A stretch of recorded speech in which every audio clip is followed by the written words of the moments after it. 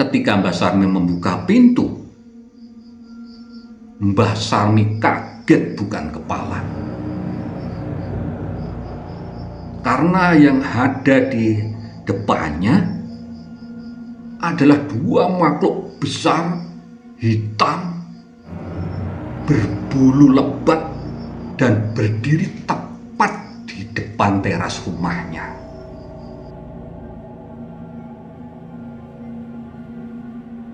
Singgah, singgah, kalau singgah,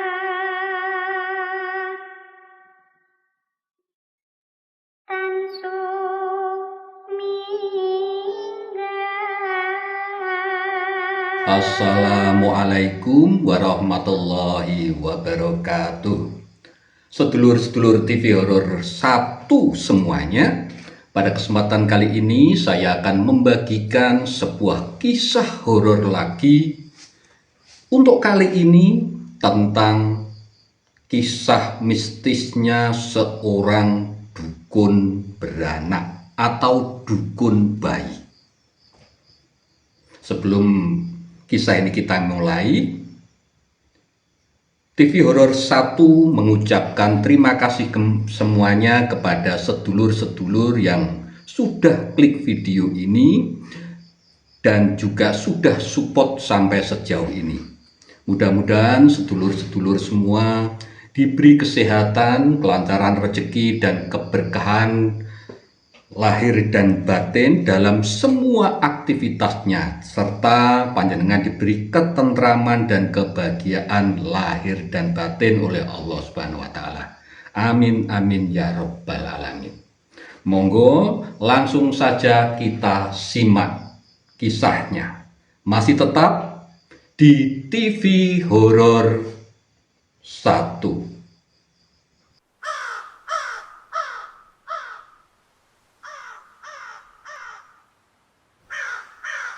Sedulur-sedulur semuanya, peristiwa ini terjadi pada tahun 1985.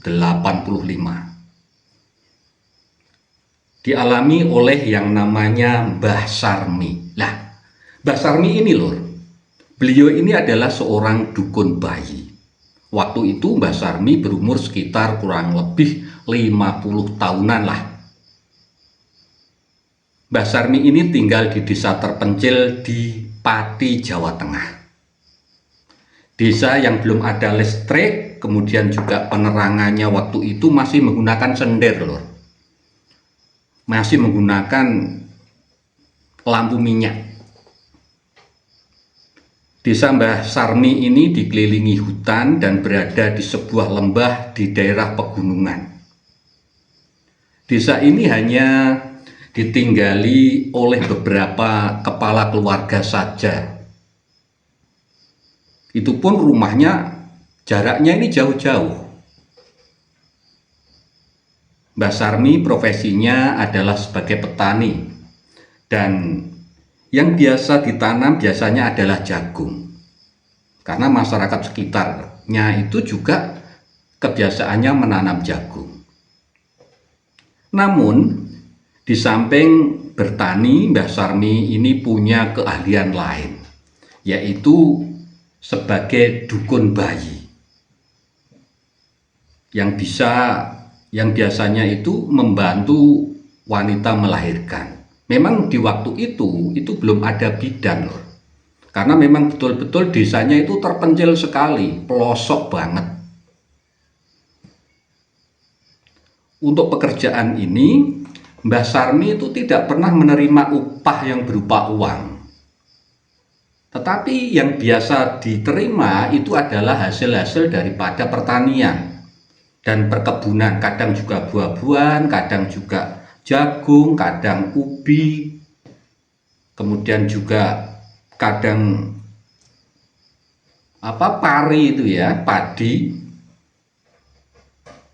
Intinya adalah hasil-hasil dari pertanian dan perkebunan. Dan dalam membantu, Mbah Sarmi ini sangat ikhlas. Kalau dikasih upah ya syukur, kalau tidak ya tidak apa-apa. Memang waktu itu profesi Mbah Sarmi ini atau profesi sebagai dukun bayi itu sangat dibutuhkan sekali oleh warga masyarakat. Karena memang untuk tenaga medis belum ada, bidan sama sekali belum masuk ke desa itu. Mbah Sarmi itu sangat terkenal lho. Sangat terkenal di desanya itu, ya termasuk orang yang mempunyai keahlian linuweh. Di samping dukun bayi, Mbah Sarmi ini gemar tirakat orangnya, dan termasuk orang yang dipandang bijaksana di desa tersebut. Makanya tidak heran warga desa itu sudah tidak meragukan lagi keahlian daripada Mbah Sarmi ini sebagai dukun bayi. Mbah Sarmi tinggal sendirian di sebuah pondok kecil di pinggiran desa. Rumahnya masih sangat sederhana sekali, ya bisa dibilang pondok lah.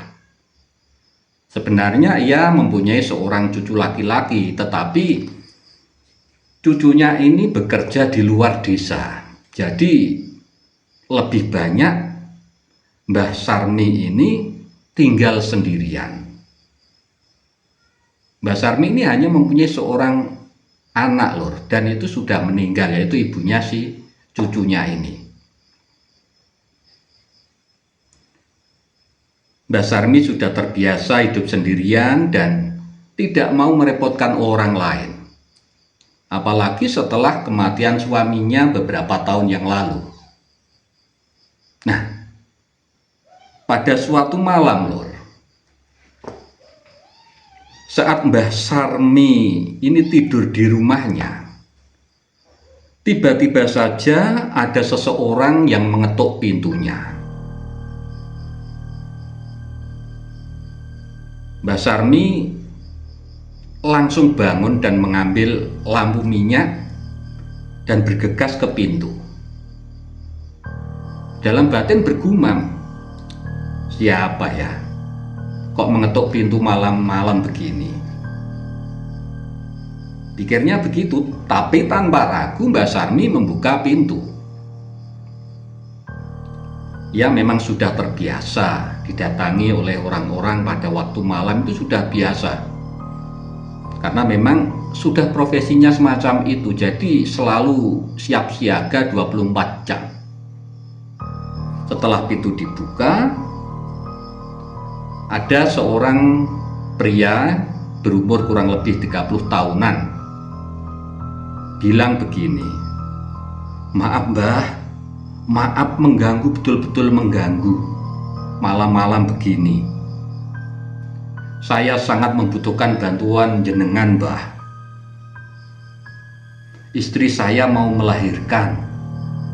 Nah, kata laki-laki tadi, "Oh ya, ya, sebentar ya, saya tak siap-siap dulu." Nah, begitu kata Mbah Sarmi. Kemudian Mbah Sarmi ini masuk ke dalam rumah, mempersiapkan segala sesuatunya. Biasanya kain, kemudian peralatan-peralatan untuk orang yang melahirkan. Kemudian Mbah Sarmi keluar dan bertanya, "Di mana rumahmu, Pak?" Mbah, mari Mbah, saya antarkan." Jadi pria itu terus menuntun Mbah Sarmi, ya, sambil bawa obor, itu melewati jalan-jalan gang. Dan waktu itu desa itu sudah sepi sekali loh, sudah sepi, wong hampir jam tengah malam lah. Jadi sepi sekali, tidak ada orang yang keluar, pintu semua sudah tertutup, namanya juga di desa. Jadi sambil bawa cahaya obor, jadi hanya obor yang dipakai waktu itu. Kemudian pria itu menuntun Mbah Sarmi melewati desanya, kemudian juga melewati jalan-jalan sepi, gang-gang sepi, karena memang sudah malam. Dan seluruh warga ini jelas sudah pada tidur. Ya, memang kadang profesi Mbah Sarmi sebagai dukun beranak ini mengharuskan ia selalu siaga saat tengah malam. Setelah cukup lama berjalan, akhirnya mereka pun sampai. Nah, ternyata Rumah pria itu berada di perbatasan desanya Mbah Sarmi. Setelah melewati jalan, melewati gundukan dengan tanah, jalan-jalannya masih tanah, dan kiri kanan ini pohon. Setelah itu ada jalan yang agak menurun. Nah, disitulah rumah pria tadi. Nah, jarak antara rumah itu dengan rumah warga yang lain itu sudah jauh. Setelah susah payah melewati jalan menurun itu tadi, Mbah Sarmi akhirnya sampai di sebuah rumah berbilik anyaman bambu biasa. Jadi masih bambu dan atapnya ini rumbia. Dan penerangan di rumah itu hanya menggunakan lampu minyak saja. Kemudian pria itu berkata, "Cepet Mbah, ayo Mbah, cepet Mbah. Kasihan Mbah, kasihan istri saya. Ini sudah kesakitan Mbah." Kemudian Mbah Sarmi segera masuk ke kamar. Ternyata benar. Di dalam kamar sudah berbaring seorang wanita yang umurnya ya kurang lebih 3 tahun di bawah umur pria itu tadi. Wanita itu sudah tiduran dalam posisi siap melahirkan. Dan wanita itu berteriak-teriak kesakitan. Melihat keadaan seperti itu, Mbah Sarmi dengan sigap ini langsung membantunya dengan lembut. Mbah Sarmi memijit-mijit wanita itu, memijit perutnya agar si jabang bayi ini dapat keluar. Tetapi si bayi ini belum juga mau keluar. Mbah Sarmi termasuk agak kewalahan saat itu. Mbah Sarmi terus memijat-mijat perutnya dan masih saja belum mau keluar. Sudah lumayan lama waktu itu Mbah Sarmi memijit-mijit perutnya supaya bayinya itu cepat keluar, tapi belum juga mau keluar. Nah, akhirnya Mbah Sarmi berhenti sebentar. Kemudian menarik nafas panjang dan berkata, "Bismillahirrahmanirrahim." Tiba-tiba wanita itu berteriak dan suaminya juga berteriak. Mbah Sarmi otomatis kaget loh. Tapi dia tidak menggubris. Mbah Sarmi terus menekan perut si wanita dengan sekuat tenaga. Akhirnya bayi itu pun lahir. Setelah membungkus dengan kain yang ia bawa dari rumah tadi, Mbah Sarmi kemudian memberikan bayi itu kepada ibunya. Ia kemudian membungkus ari-ari bayi itu untuk segera dikuburkan. Tetapi kemudian si pria itu datang menghampirinya. "Sudah Mbah, sudah. Biar Mbah, biar nanti saya yang urus," kata si suami ini. Otomatis Mbah Sarmi ya bingung toh, kaget toh. Karena biasanya untuk mengubur ari-ari bayi itu adalah tanggung jawabnya Mbah Sarmi. Biasanya begitu. Nah, tetapi ini dicegah sama suaminya. Katanya nanti mau diurus sendiri masalah ari-ari ini. Ya akhirnya Mbah Sarmi nurut saja, gitulah, nurut saja. Nah, ketika Mbah Sarmi ini kembali keluar, ternyata loh, setelah dilihat di kamar, wanita yang melahirkan itu sudah bisa duduk sambil menggendong bayinya.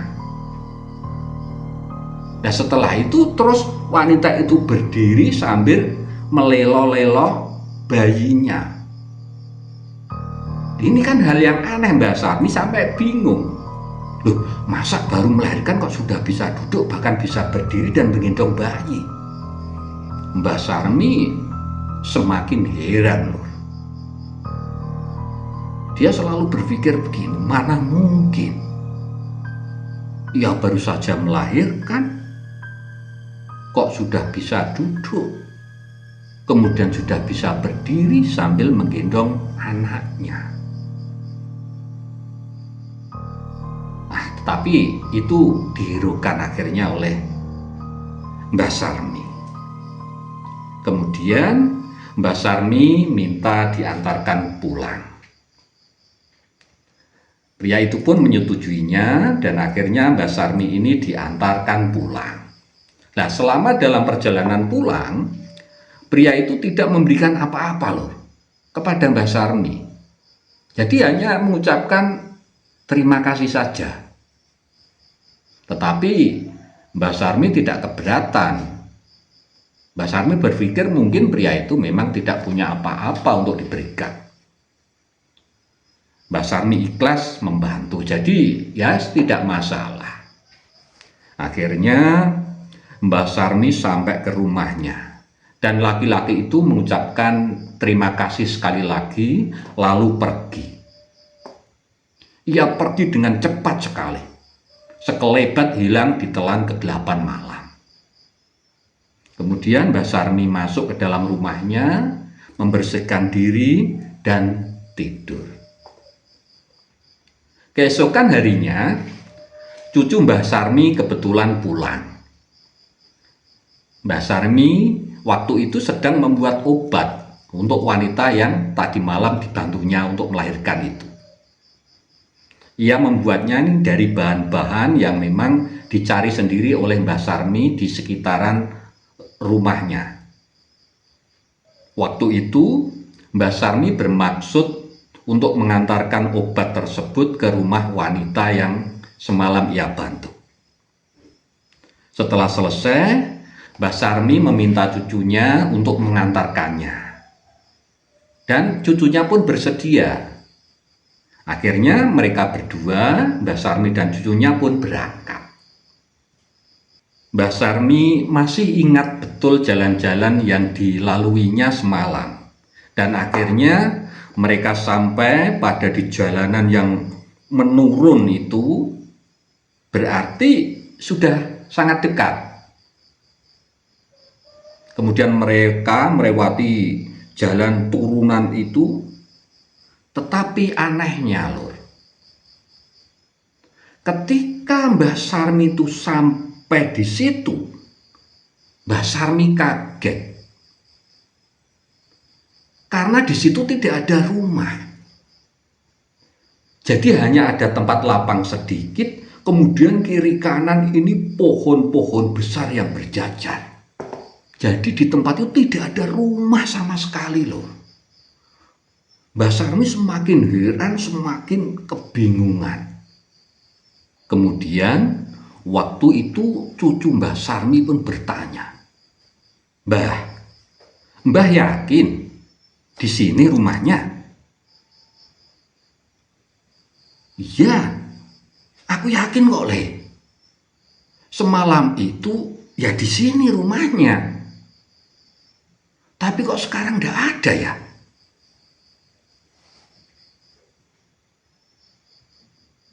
Kemudian cucunya pun menambahkan, loh Mbah, ini sudah batas desa loh Mbah. Tidak mungkin ada rumah lagi di sekitar sini. Mulai saat itu, firasat Mbah Sarmi ini mengatakan ada sesuatu yang ganjil. Akhirnya, mereka memutuskan untuk pulang. Karena memang cucunya tidak bisa berlama-lama di situ.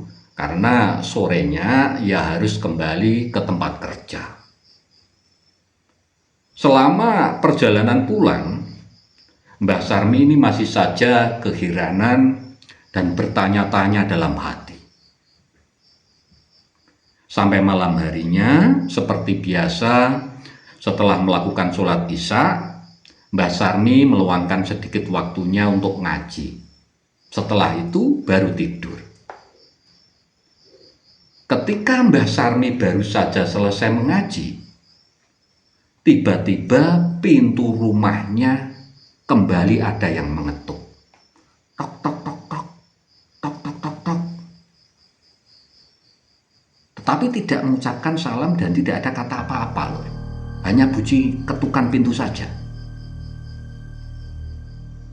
Mbah Sarmi pun segera berdiri dan berjalan menuju ke pintu. Saat itu masih mengenakan mukena Mbah Sarmi.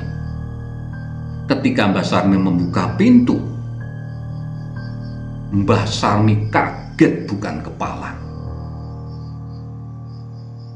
Karena yang ada di depannya adalah dua makhluk besar, hitam, berbulu lebat, dan berdiri tepat di depan teras rumahnya. Mbah Sarmi dapat melihat dengan jelas makhluk itu, karena makhluk itu berada tepat di bawah sinar lampu minyak. Makhluk itu tangannya besar-besar, jarinya panjang-panjang. Matanya menyala dengan merah. Keduanya terus memperhatikan Mbah Sarmi. Sambil memegang pintu, Mbah Sarmi ini gemetaran. Badannya kaku, tidak bisa berkata apa-apa. Tetapi di dalam hati Mbah Sarmi ini menguatkan tekadnya. Sambil berzikir, menguatkan tekadnya. Mbah Sarmi merasa tidak perlu takut. Jadi ia tetap berusaha untuk tenang dan menghadapi semua kejadian yang ada di depannya. Kemudian Mbah Sarmi berkata, "Mau apa kalian datang? Jangan ganggu aku. Salahku opo?" Ucap Mbah Sarmi lantang. Makhluk itu masih saja diam. Tidak menjawab apa-apa, tidak ada suara apa-apa, hanya tatapan kedua makhluk itu yang terus mengarah ke Mbah Sarmi. "Aku tidak pernah mengganggu kalian. Kalian punya alam sendiri. Jadi pergi sana, pergi." Nah, begitu kata Mbah Sarmi. Tetapi makhluk itu tetap diam saja loh. Akhirnya Mbah Sarmi pun kesal. Ia mengambil gelas, kemudian gelas itu dilemparkan ke arah kedua makhluk yang ada di depannya. Setelah gelas itu mau nyampe akan mengenai makhluk itu pun hilang, lenyap tak berbekas. Setelah itu Mbah Sarmi kemudian masuk ke dalam. Ia meneruskan mengaji hingga ia ketiduran. Ia terbangun waktu sholat subuh. Mbah Sarmi lantas sholat subuh, dan setelah matahari itu mulai naik, ia baru berani keluar rumah. Nah, di sini lur, saat Mbah Sarmi ini keluar rumah, ia kaget bukan kepala dengan apa yang ia saksikan di teras rumahnya. Di situ Mbah Sarmi menemukan banyak sekali buah-buahan, hasil kebun, singkong, ubi, dan lain sebagainya. Menumpuk banyak di teras rumahnya. Awalnya Mbah Sarmi ini ragu-ragu. Namun saat dipastikan, diteliti, itu betul bahwa itu nyata. Ada buah-buahan, ada umbi-umbian numpuk di situ. Akhirnya Mbah Sarmi pun membawanya masuk ke dalam rumah. Mbah Sarmi sempat bingung. Tapi kemudian setelah ia ingat-ingat, ia pikir, baru ia mengerti. Ternyata pria dan wanita yang ia bantu kemarin malam ini adalah bukan manusia. Mungkin sebangsa jin. Nah, itulah mengapa saat ia mengucapkan Bismillahirrohmanirrohim, mereka berdua kok berteriak keras. Dan yang aneh, baru saja melahirkan si wanita kok sudah bisa duduk dan bahkan berdiri sambil menggendong bayinya. Ya, mungkin saja bahan-bahan makanan itu tadi adalah tanda ucapan terima kasih dari mereka. Mbah Sarmi kemudian mengkonsumsi bahan makanan itu. Tetapi sebelumnya ia tentu berdoa semoga tidak ada hal-hal negatif di dalamnya. Dan ternyata memang tidak ada apa-apa. Itu bahan makanan biasa. Tidak kurang, tidak lebih. Nah, pengalaman itu tidak bisa dilupakan Mbah Sarmi. Pengalaman yang sama sekali tidak masuk akal. Tetapi itu adalah nyata. Oke, demikian tadi dulur-dulur sebuah kisah mistis, kisah horor tentang Mbah Sarmi sebagai dukun bayi. Mudah-mudahan panjenengan semuanya bisa mengambil hikmah dan pelajaran dari kisah ini.